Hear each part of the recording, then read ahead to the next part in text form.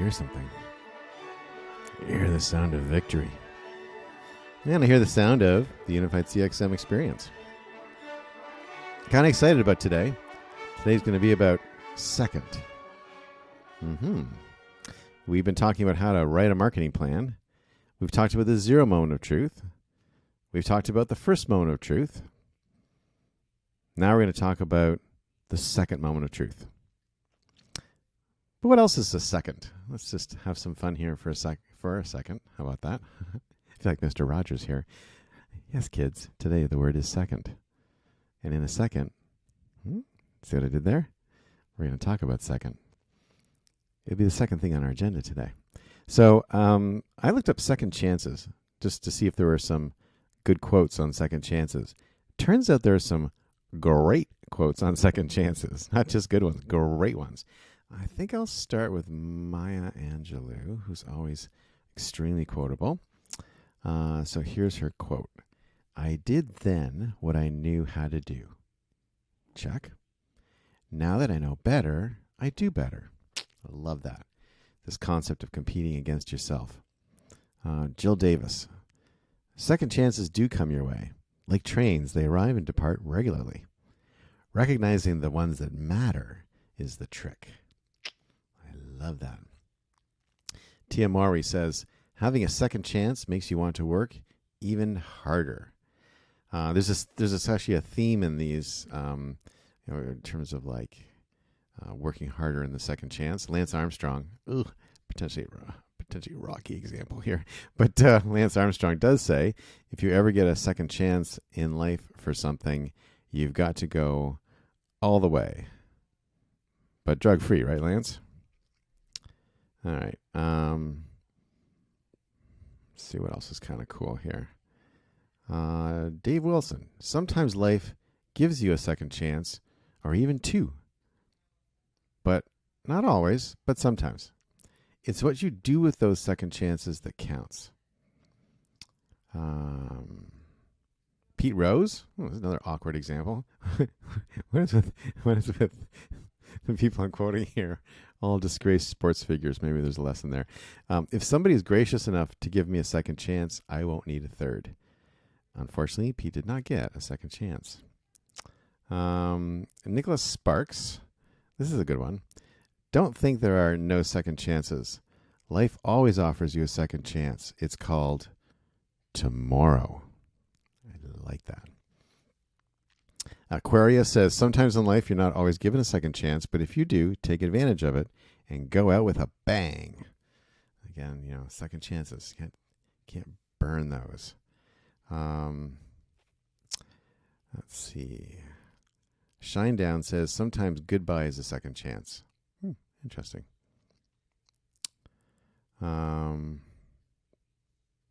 Jeffrey Fry says, that is what life is about. We do not get redos, but we do get second chances.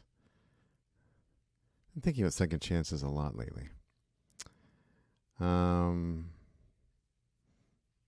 this is an interesting one, actually. Ling Ma says, a second chance doesn't mean you're in the clear. In many ways, it is a more difficult thing. This is this concept of difficulty and second chances. It'll be themed into our second moment of truth today, too. Because a second chance means that you have to try harder.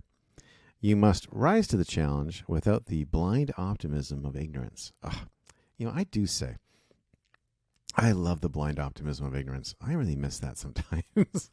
I was saying to someone the other day, I was talking about careers and dividing careers into three chunks. There's different ways of doing this, but I kind of like this sort of, and I didn't invent this. I can't remember where I read this, but I think of my career in 3 15-year chunks. And it's not precisely, but pretty precisely fallen into these 3 chunks.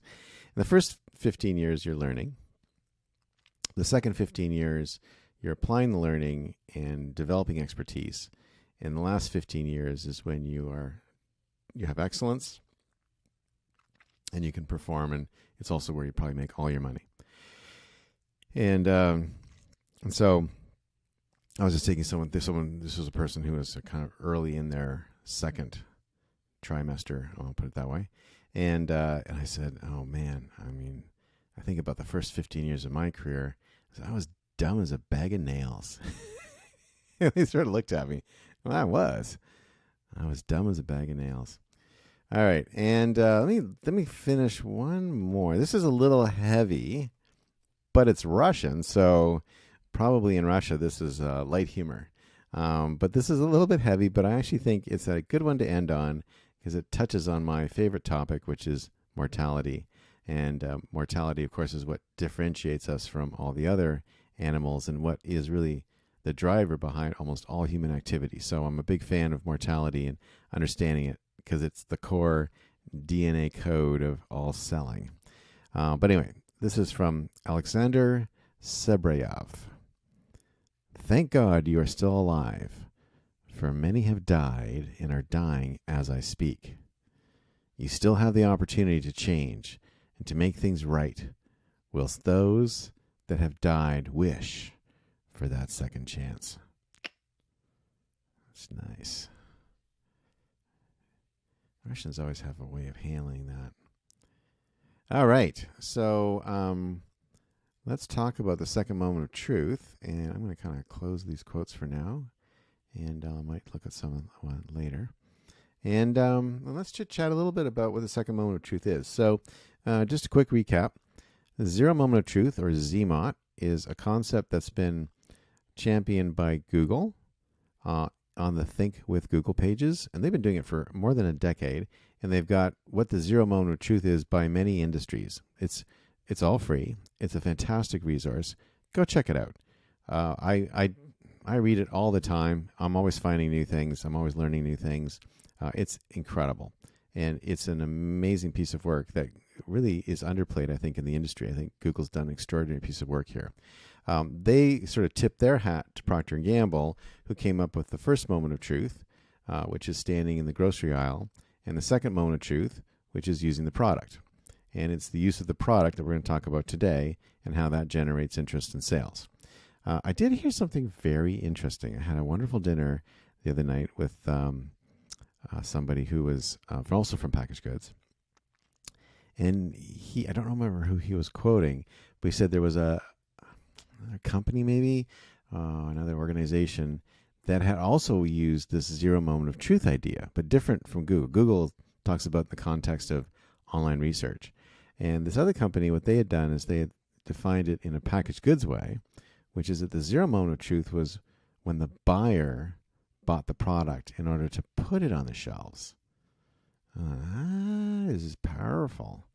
And it's an interesting note, because if you think about it, even when people say they're in a B2C business, there's often a buyer in the middle, a retail platform of some kind, Walmart, etc. That buyer needs to be sold to as well. So there's a lot of B2B and a lot of B2C in everything that we do. But zero moment of truth as applied to the buyer is very interesting. So that potentially could make Google negative one. No. I think we're going to stay with what we got right now. But it's cool. I do think that I haven't fully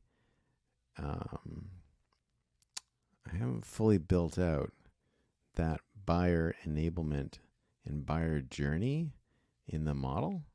And so as we go through this, we'll do that together, because it's obvious because I've done it many times, but so obvious I'd forgotten to think about it in a separate step. So we'll figure that out a little bit together. Anyway, so we're going to go to second moment of truth, which is using the product. So, on some products, like say food, you open the product, you try it, and you have an instantaneous reaction. Good or bad. But I love these. I hate these. Very strange. I flew back to my home in Florida last night. I was on a Delta flight. Excellent flight. Oh, they always are. Delta's the world's greatest airline, without question. And had a great flight, great crew. And they were serving, it was kind of a late flight, so they weren't doing like full meals, but they had sandwiches. And they served pastrami sandwiches, turkey sandwiches, and I think grain bowl is the other thing. So I got the pastrami sandwich. Excellent. An excellent sandwich. Excellent pastrami, really nice pickle, really nice piece of Swiss cheese in there, 2 delicious pieces of rye bread. It was great. Like I don't know what I was expecting, but I loved it. Anyway, so they nailed it. So and that was a good example where that second moment of truth would be, I would definitely order that again because I had a great product experience with it. There are more complicated products, products that you buy, like a car. The second moment of truth on a car is driving off the lot and experiencing it, but it doesn't happen instantaneously. It happens over the course of a week, 2 weeks, a month, a year. Often you'll talk to people about their cars and they'll say, oh yeah, it's been a pretty good car, but I wouldn't buy this again because blankety blank. Or, oh, it's been terrible. I've hated it from the day I drove it off the lot. Or this is the best car I've ever had. I hope I never have to sell it. That kind of idea. So there's that kind of experience. Sometimes your second moment of truth could be a trial experience. I'll use Sprinkler as an example just because I work there and it's awesome. And we have a product, a light product in our research space and in our care space where you can play with it, use it, actually do care and research inquiries and work, and do it in a way that allows you to engage with customers and create a unified customer experience management journey. That is a way for people to work with the product that then elegantly sort of can upgrade to something more enterprisey as you scale it. And this kind of product-led marketing motion is now pretty common in the SaaS space. And you see companies like Snowflake doing it a lot. Frank Slootman, in one of his earnings calls mid-2021, made a comment that their marketing engine, led by this NLP motion, was so effective that he could see a day when they wouldn't need salespeople anymore, which I thought was amazing. So that's another kind of second moment of truth. Another second moment of truth would be using a service. I, for example, am a avid and enthusiastic subscriber to Orkin, who are also a fantastic company. I have the best Orkin rep. She comes around once a month, does a great job, unbelievably friendly and positive, easy to work with. If there's an issue, you can call her directly. She'll come and take care of it right away. Amazing company. And so that second moment of truth is almost repeated, right? So with the service, often the second moment of truth is like followed by another second moment of truth, by another second moment of truth, and another second moment of truth. The one thing that's kind of interesting is in services in particular, because it's a repeat purchase over and over again, you kind of are sort of always on parade. Like every time you've got to perform. And, if, for example, they were to change the person servicing our property and that person came here and it was rude or, wrecking things or smashing things or smoking or yelling at people or whatever. I can't even imagine that happening. But let's imagine that happens, right? I'm probably going to cancel the service. I'd certainly complain. And so these, and I'll actually add another interesting example last night. I use a limousine service called Vincent, who I've been using for a decade. They do all the driving for my family and kids and all sorts of stuff. It's been a great relationship over many years and many different adventures. Arrived at the airport last night and there was no one there. I called the number. They texted me just before. I called the number of the person who's picking me up, Peter. And Peter's like, they screwed up and, I got another job right now. Sorry, man. And I was like, sorry, man? I was like, what is that? Like, it was such a bizarre non-Vincent experience. I was like standing there. I must have looked like someone hit me in the face with a big cod or something like that. I don't even know how to react. And I was like, oh, okay. And then I called the office and I said, hey, I'm standing here in the airport. I just called Peter. He says that you guys screwed up and he's doing something else. Is there any suggestions? And she's, oh my gosh, just a second. Anyway, long story short, somehow they found some other driver who skedaddled to the airport in record time. I don't know how he did it. And grabbed us and got us home, and it was great. And Vincent didn't charge us for the trip. And they were all over it, and they were apologetic, and I was like, all right, that was pretty cool. So there's a second chance that went wrong. But then I'm okay. I'm going to totally be continuing to use them. If it started happening all the time, then that second moment of truth starts to become a problem. So you kind of get the point of this. Second moment of truth. I would say that where a lot of people don't respect the second moment of truth as much is they don't think through what that user journey is like. What's it like to open the package? What's it like to take the thing out? What's it like to play with it? What's what are all the different aspects of enjoying and sort of taking that sort of product experience leap? And then how does that reinforce the research that they did in the zero moment of truth? And how does that connect to the decisions that they made in the first moment of truth, so they keep a cycle of repurchase, recommendation, and enthusiasm and fanhood going forward? So there we go. So that is a quick overview of the 3 pillars of the plan, with a ... that somehow I got to figure out where the buyer journey comes in. So, stay tuned. There may be a decimal place in one of these.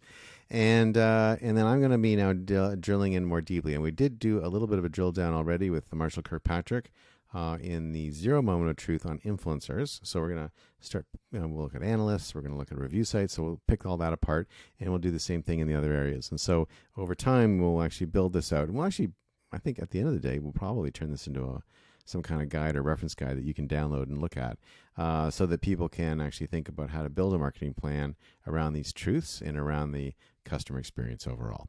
So for the Unified CXM Experience, I'm Grad Kahn, your host, and also the Chief Experience Officer at Sprinkler, and I'll see you next time.